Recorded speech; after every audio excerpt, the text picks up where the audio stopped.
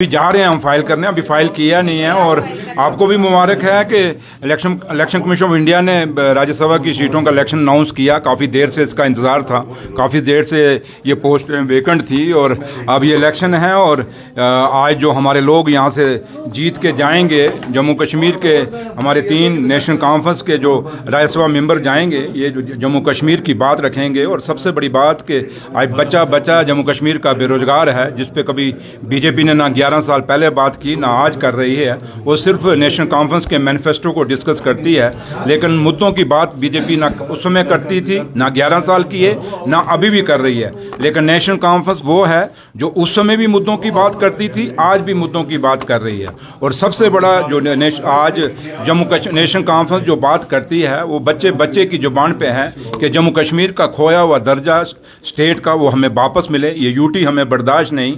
जिस लेह और लद्दाख ने बड़ी खुशियां मनाई थी जब उनको यूटी मिला था, आज आप देखें उनके हालात क्या हैं।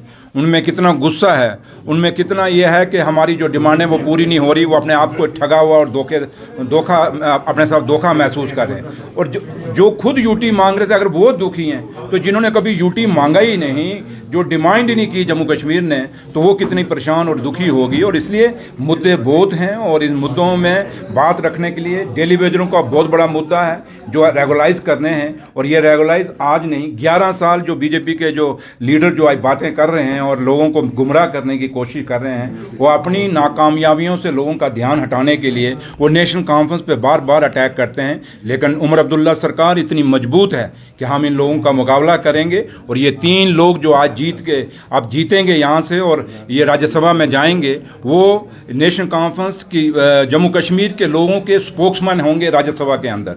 उमर अब्दुल्ला सरकार के स्पोक्समैन तो वो होंगे राज्यसभा के अंदर, उस पार्लियामेंट के अंदर। उसके साथ साथ वो जम्मू कश्मीर के हर किसान, हर मजदूर, हर दुकानदार, हर डेली वेजर, हर वो बेरोजगार बच्चा जो रोजगार के लिए तड़प रहा है, वो दूर दराज के इलाकों में, पहाड़ों पर रहने वाला, शहरों में रहने वाला, चाहे वो जम्मू का है चाहे वो कश्मीर का है, वो लोग, उन लोगों की बात ये पार्लियामेंट मेंबर जाके वहाँ रखेंगे। तो इसलिए ये बात आप लोगों की भी रखेंगे। वो जर्नलिस्ट जो सच्चाई से बात करना चाहता है, उसको भी कितनी रुकावटें आती हैं जम्मू कश्मीर के अंदर, वो हम जानते हैं, आप भी जानते हैं। फ़र्क इतना, हम बोल पड़ते हैं, आप बोलते नहीं। लेकिन आज जम्मू कश्मीर में हर आदमी परेशान है, चाहे किसी भी फील्ड से है, चाहे कोई भी है, हर आदमी दुखी है। और हमारी यही सबसे बड़ी डिमांड है कि जम्मू कश्मीर के साथ जो हिंदुस्तान के प्रधानमंत्री साहब ने, हिंदुस्तान के होम मिनिस्टर साहब ने जम्मू कश्मीर के लोगों के साथ जो स्टेट का वादा किया हुआ था कि दर्जा हम देंगे, उन्होंने खाली हमारे साथ नहीं किया बल्कि सुप्रीम कोर्ट ऑफ इंडिया के साथ भी ये वादा किया हुआ है। अब उम्मीद करते हैं कि सुप्रीम कोर्ट जब नेक्स्ट हियरिंग आएगी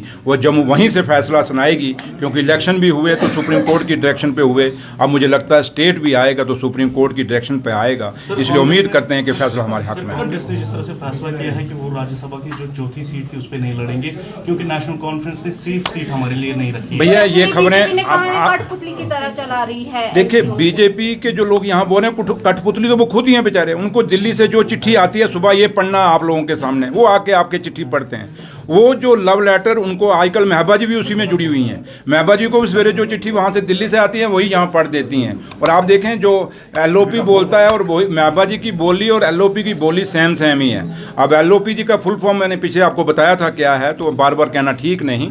लेकिन मैं इतना ज़रूर आपको कहूँगा कि जहाँ तक कांग्रेस का ताल्लुक है, कांग्रेस हमारी अलायंस पार्टनर है। और अभी आप जल्दी में हैं हमसे जानने में, आप अभी तो टाइम नहीं हुआ, अभी तो टाइम है फॉर्म फिल करने का। जब फॉर्म फिल हो जाएंगे उसके बाद आप ये सवाल हमसे पूछेंगे तो ज़्यादा वैल्यू रखेगा। अभी इस सवाल का कहीं मुझे लगता है रेलेवेंस नहीं बनता है। Thank you. ने भी कहा कि आपके पास 47 से ज़्यादा सीट्स है, जो एलओपी ने कहा कि हम तीनों सीट जीतेंगे। आप इस चीज़ को कैसे देखते हैं? एलओपी साहब अब क्या बोलते हैं, मैं अब उसको तो बात ही जवाब नहीं दूंगा। लेकिन जहाँ तक ताल्लुक है कि हमने अभी ये बैलेट पेपर से बोलेगा, जब रिजल्ट आएगा 24 तारीख को आपको खुद पता चलेगा कौन जीता कौन हारा।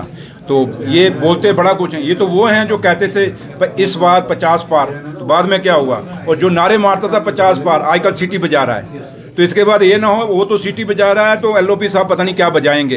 तो इसलिए इनके कहने पे ये 50 पार वाले ये तो ये कहते थे कि हमारा मुख्यमंत्री बनेगा, हमारा चीफ मिनिस्टर बन गया। इसलिए बीजेपी की मैं आपको ये एक चीज़ कहूँ कि जम्मू कश्मीर में अगर आप किसी को सीरियस लेते हैं तो नेशनल कॉन्फ्रेंस के कैडर को लीजिए, नेशनल कॉन्फ्रेंस की लीडरशिप को लीजिए और डॉक्टर फारूक अब्दुल्ला साहब, उमर अब्दुल्ला साहब क्या कहते हैं उसको सीरियस लीजिए। बाकी ये जो बोलते हैं कोई ए टीम है, कोई बे टीम है, कोई सी टीम है, इस टीमों में बंटे हुए हैं क्योंकि आगे मोरे हैं, एक मैन बीजेपी है, आगे इनके स्पोक्समैन है, तो इसलिए मैं उनकी बातों में ज़्यादा तवज्जो नहीं देता। थैंक यू, छोड़ो हो गया ना, थैंक यू। उन्होंने कहा कि 1975 में शेख अब्दुल्ला जो है कांग्रेस के एमएलए पे 1975 में शेख अब्दुल्ला जो है कांग्रेस के एमएलए पे सीएम बने जेल से छूटने के बाद, आज एनसीपी को धोखा दे दिया। मैंने कहा ना, आप छोड़िए वो क्या कहते हैं, वो कितने धोखेबाज हैं, जरा वो दुष्यंत चौटाला को पूछ लो, आप थोड़ा सा सुखबीर बादल को पूछ लो, आप मतलब कितने मैं आपको बताऊं, उनके नाम गिनाना छोड़ूंगा किस किस को धोखा दिया है इस हिंदुस्तान में सरकारें साथ बना के। सबसे बड़ा तो महबा जी को जरा पूछ लो क्या हाल है आपका, नज़दीक में अगर जाना है तो। इसलिए छोड़िए वो बीजेपी क्या कहती है, मुझे उससे लेना देना नहीं। मुझे ये गर्ज है कि मेरा लीडर डॉक्टर फारूक अब्दुल्ला साहब और उमर अब्दुल्ला साहब क्या बोलते हैं मैं उस पर तवज्जो देता हूँ। ये अरे गहरे नथु गहरे क्या बोलते हैं मुझे उससे कुछ गरज नहीं।